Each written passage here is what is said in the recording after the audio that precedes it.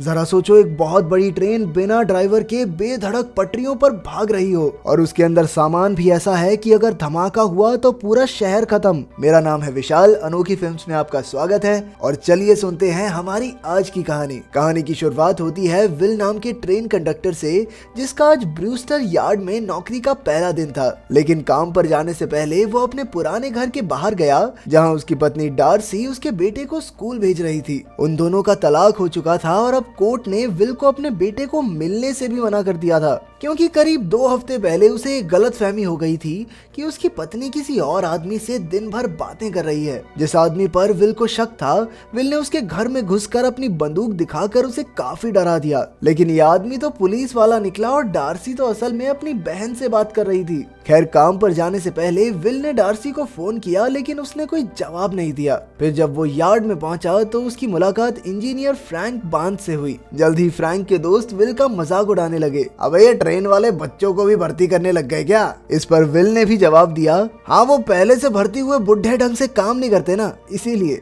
उधर Fuller yard नाम की जगह पर ड्यूए और जिलीस नाम के इंजीनियर्स ट्रेन नंबर 777 को पटरी से हटा रहे थे। इस पटरी से आज एक स्कूल के बच्चों की ट्रेन गुजरने वाली थी, जिसमें उन्हें रेलवे सुरक्षा के बारे में बताया जाएगा। तभी जिलीस ने देखा कि ड्यूए एयर पॉइंट्स लगाना भूल गया था, जिसका मतलब ये था कि वो एयर ब्रेक नहीं लगा पाएगा। लेकिन ड्यूए ने कहा कि उसे इस ट्रेन को बस यार्ड तक लेकर जाना है और फिर बाद में वो उसे ठीक कर लेगा, वरना उसे बॉस की डांट सुननी पड़ेगी। जैसे ही उसने ट्रेन आगे बढ़ाई, ड्यूए ने देखा कि पटरी पर ट्रेलिंग पॉइंट का स्विच ढंग से नहीं लगा था, तो वो ट्रेन को आइडल मोड पर करके नीचे उतर गया। फिर ड्यूए ने स्विच तो ठीक कर दिया, लेकिन तभी ट्रेन आइडल मोड से 8वें गियर पर लग गई, जिससे ट्रेन अपने आप ही तेजी से चलने लगी और ड्यूए बेचारा पीछे ही रह गया। अब ट्रेन नंबर 777 बिना किसी ड्राइवर के खुद ही दौड़ती जा रही थी। उधर फ्रैंक और विल को आज 25 डब्बों की एक ट्रेन स्टैंटन शहर तक पहुंचानी थी। तभी विल के भाई ने उसे फोन करके बताया कि उसका वकील जल्द ही जज से उसके लिए अपने बेटे से मिलने की इजाजत ले लेगा। इसके बाद विल ट्रेन को पटरी पर ले जाने लगा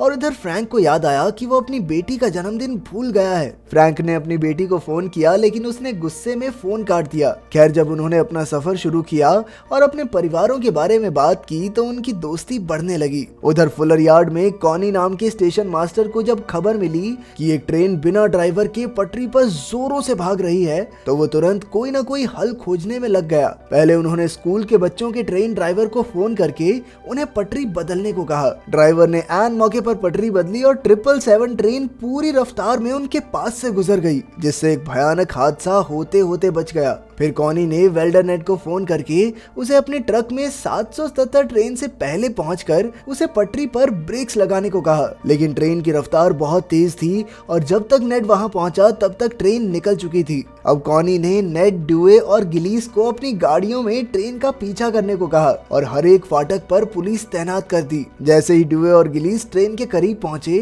तो गिलीस उसकी रेलिंग पकड़ने में कामयाब भी हो गया, लेकिन बीच में खंबा आने की वजह से उसे हाथ छोड़ना पड़ा। उधर फ्रैंक और विल भी कई डब्बों वाली ट्रेन के साथ उसी पटरी पर आगे बढ़ रहे थे। तभी उन्हें खबर मिली कि ट्रेन नंबर 777 बिना किसी ड्राइवर के तेजी से उनकी ओर बढ़ रही है, इसलिए उन्हें 10 मील बाद आने वाले कट से पटरी बदलनी होगी। इस ट्रेन की खबर अब टीवी पर भी आग की तरह फैल चुकी थी। इसके लिए कंपनी के वाइस प्रेसिडेंट ऑस्कर गैल्विन ने कॉनी को फोन करके काफी डांटा। उसने पूछा कि ट्रेन में किस चीज का माल है, तो कॉनी ने जवाब दिया कि कोई मोल्टन फिनॉम नाम की चीज है, लेकिन वो ये नहीं जानती थी कि ये है क्या। तब ऑस्कर ने बताया कि मोल्टन फिनॉल तो एक बहुत ही खतरनाक पदार्थ है, क्योंकि वो हवा के संपर्क में आते ही आग पकड़ लेगा। अब ये ट्रेन आम लोगों के लिए किसी मिसाइल से कम नहीं थी। इसके बाद कॉनी ने कहा कि उन्हें ट्रेन को शहर से पहले आने वाले खेतों में उतार देना चाहिए, ताकि किसी की जान को नुकसान न हो। लेकिन गैल्विन इसके लिए राजी नहीं हुआ, क्योंकि एक पूरी ट्रेन बर्बाद करने से उन्हें करोड़ों का नुकसान होगा। उसने कॉनी से कहा,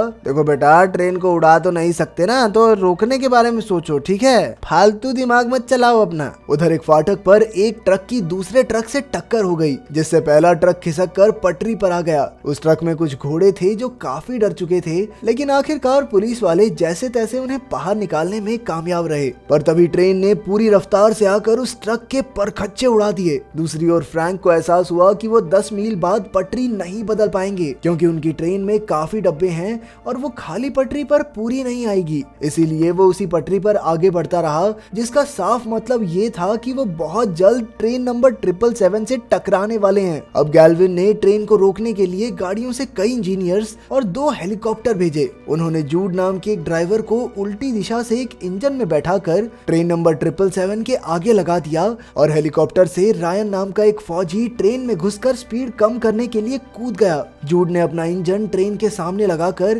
ट्रेन की स्पीड थोड़ी कम तो कर दी, लेकिन जब रायन ट्रेन के इंजन में घुसने लगा तो जोरदार झटका लगने की वजह से वो घायल होकर हवा में ही बेहोश हो गया। अब गैल्विन ने कहा कि जूड को अपने इंजन को मोड़कर ट्रेन नंबर 777 को दूसरी पटरी पर ले जाना होगा, लेकिन ट्रेन का भार और स्पीड बहुत ज्यादा होने की वजह से ट्रेन ने जूड के इंजन को पटरी से गिरा दिया, जिससे जोरदार धमाका हुआ और बेचारे जूड की मौत हो गई। उधर फ्रैंक और विल भी ट्रेन नंबर 777 के काफी करीब आ गए थे। तभी फ्रैंक ने अपनी बेटी को फोन करके कहा कि वो उससे बेहद प्यार करता है। अब उनका प्लान था कि वो ट्रेन के पास आने से पहले ही पटरी बदल लेंगे, जिस पर अभी मरम्मत का काम चल रहा था। फ्रैंक समय पर पटरी बदलने में कामयाब रहा, लेकिन ट्रेन नंबर 777 भी वहीं आ गई। उनकी ट्रेन काफी लंबी थी, इसलिए टक्कर की वजह से उनकी ट्रेन के आखिरी डिब्बों के हजारों टुकड़े हो गए। तब फ्रैंक को खबर मिली कि पुलिस स्टैंटन शहर को खाली करवा रही है, क्योंकि अगर कोई ट्रेन को नहीं रोक पाया तो शहर में तो तबाही मच जाएगी। अब फ्रैंक के दिमाग में एक आइडिया आया। उसने विल से कहा कि उन्हें अपनी ट्रेन का इंजन अलग करके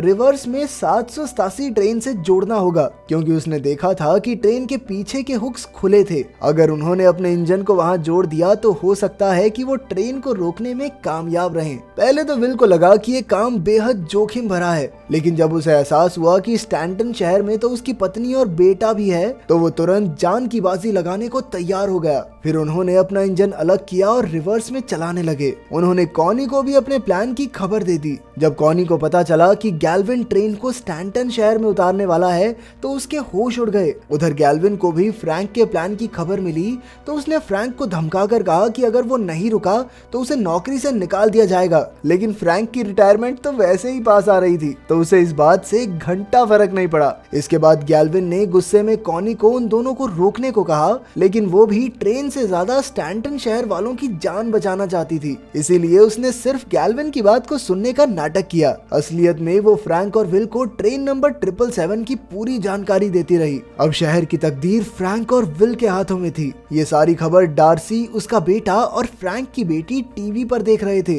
अब वो ट्रेन से सिर्फ आधा मील दूर थे, इसलिए विल इंजन की दूसरी तरफ जाने लगा ताकि वो ट्रेन के हुक्स को जोड़ सके। जैसे ही ट्रेन उनके करीब आई, उसने हुक्स को जोड़ने की कोशिश की, लेकिन ट्रेन और इंजन की टक्कर होने की वजह से ट्रेन के डिब्बे का दरवाजा खुल गया और हवा के तेज बहाव की वजह से अनाज उड़कर विल के ऊपर गिरने लगा। लेकिन विल अपनी पूरी जान लगाकर जैसे तैसे बीच में लटका रहा और उन हुक्स को जोड़ने में कामयाब रहा, पर इसी बीच उसका पैर बुरी तरह जख्मी हो गया। खैर, किसी तरह वो इंजन में वापस पहुंचा और फ्रैंक ने उसे अपने जख्म पर टेप लगाने को कहा। अब स्टैंटन शहर का मोड़ बेहद नजदीक था, इसलिए फ्रैंक ने कॉनी के बताए तरीके की तरह ट्रेन को उल्टी तरफ खींचने की कोशिश की, लेकिन ट्रेन की रफ्तार और भार के सामने उनका इंजन कुछ नहीं था। अब विल को एक आइडिया आया और उसने कहा कि उन्हें ट्रेन के हर एक डिब्बे पर जाकर हैंड ब्रेक्स लगाने चाहिए। फ्रैंक मान गया और वो विल को इंजन थमाकर खुद हीरो की तरह छत से कूदता हुआ हर एक डिब्बे की हैंड ब्रेक लगाने लगा।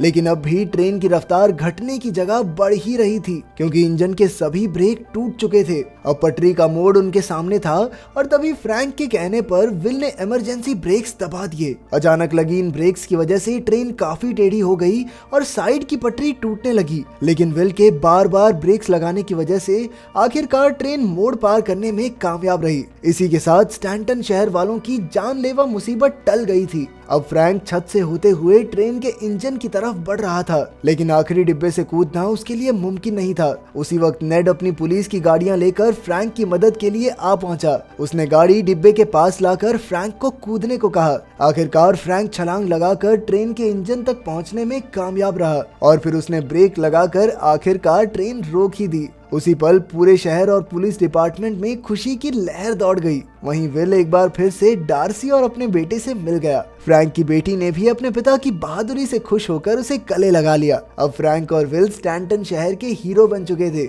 इसी के साथ फ्रैंक को अपनी नौकरी वापस मिल गई और विल ने डार्सी से दोबारा शादी करके एक प्यारा सा परिवार बसाया। दूसरी ओर कॉनी की समझदारी देखते हुए उसे गैल्विन की जगह वाइस प्रेसिडेंट बना दिया गया। अगर वीडियो पसंद आई तो लाइक कर देना, चैनल को सब्सक्राइब कर देना। मिलते हैं अगली वीडियो में।